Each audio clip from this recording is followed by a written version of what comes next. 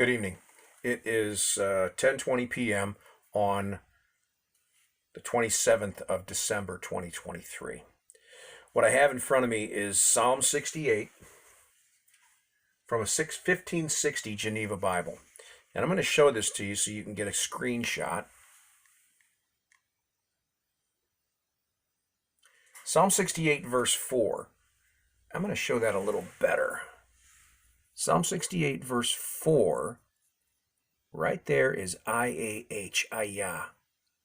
Sing unto God, sing praises unto his name. Exalt him that rides above the heavens. In his name, HAYAH, rejoice before him. Sing unto God, sing praises unto his name. Exalt him that rideth upon the heavens in his name, HAYAH, and rejoice before him. David knew his name was HAYAH. HAYAH is on Jeremiah. You know this. You know I'm talking about his name. The problem is that the smallest letter is the biggest problem. What's the smallest letter? I. What's the smallest letter in Hebrew? Yod. What's the smallest letter in Greek? Iota. Okay? Hebrew is Greek. I've talked about this. Alpha and Aleph. Aleph. A-L-P-H-A. Alpha. Now, I'm already confusing the two because they're so close. Aleph, Alpha. Mix the letters up. See what you get. Bait, the second letter. Beta in Greek. Bait in Hebrew. Dalet. Delta. D-A-L-E-T. D-E-T-L-A. I think Hebrew might be Greek. They shut that book down, and it was written by a Jewish man. And they shut that book down. But what do we have? The iota has been changed to a jot. Jesus says in Matthew 5, 17 through 18, that not one jot or tittle shall pass from the law until all these things have been fulfilled. That was changed. But not in the original languages. Not in the Greek. Not in the Hebrew. That iota is still there. But it needs to be pronounced. Life and death. Proverbs 18:21. Life and death is in the power of the tongue. If we pronounce these things right, life and death, it makes a difference. Okay? Genesis 11:6.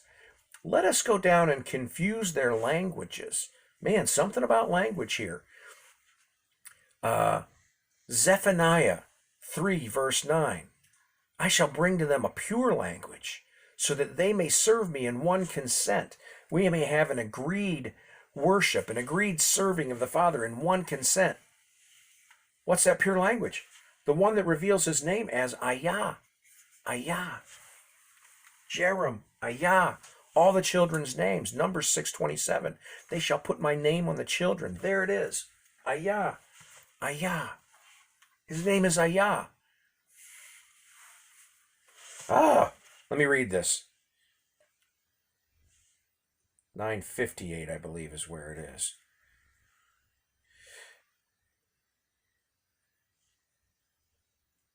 Matthew chapter 5. Oh, come on now.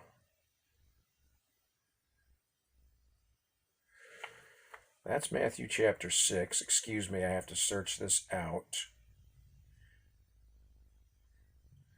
Matthew chapter 5. 17 and 18. Well, let's go with 14. Ye are the light of the world. A city that's set on a hill cannot be hid. Neither do men light a candle and put it under a bushel, but on a candlestick, and giveth light to all that are in the house. What are we doing here?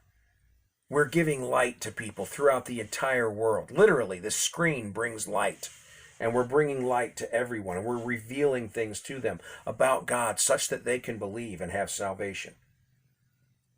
Let your light so shine before men that they may see your good works and glorify your Father, which is in heaven. It's about glorifying the Father, okay? Think not that I came to destroy the law or the prophets. I am not come to destroy them, but to fulfill them. For truly I say unto you, till heaven and earth perish, not one iota or one tittle of the law shall not escape, till all things be fulfilled. Okay? I'm gonna show you this here. Get a screenshot. 18. Okay? Whosoever therefore shall break one of these least commandments. What commandments are that? That you don't change a jot or a tittle in this law. And it hasn't changed in the original Greek. And it hasn't changed in the original Hebrew.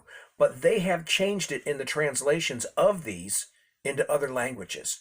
And by adding tittles, what are they?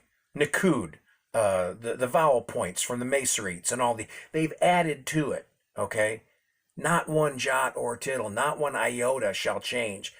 That's how we know that the word is correct, when the jot and the iota haven't been changed. 1560 Geneva Bible, it hasn't been changed. And it reveals God's name, HAYAH. HAYAH. Jeremiah, Numbers 6:27.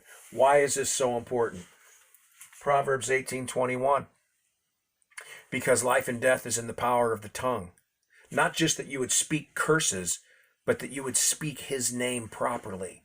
Because to speak the name of God improperly is to profane the name of God. And he will not hold guiltless anyone who profanes his name. His name has been profaned since they changed the jot, since they changed iota to yod, to jot. That's not what it says. That's not what the 1560 Geneva reveals. And when it comes time to call upon his name, on that day in Zion, whosoever calls upon the name of HAYAH. What's HAYAH's name? It's HAYAH, because Yod He Vav He comes from HAYAH, comes from He Yod He, H 1961. It all fits together. And on that day when we call upon his name, if you're saying some other name, you're profaning his name. But if you're speaking it and pronouncing his name the way it is revealed in Scripture and has been revealed through Numbers 6:27 and the names of the children, then you will be properly pronouncing his name and you will not be profaning his name on that day in Zion. And what will we get? Whatever we want. Genesis 11:6 tells us we get whatever we want because we are one people in one language. Zephaniah 3 verse 9, the pure language. God bless and take care. Bye.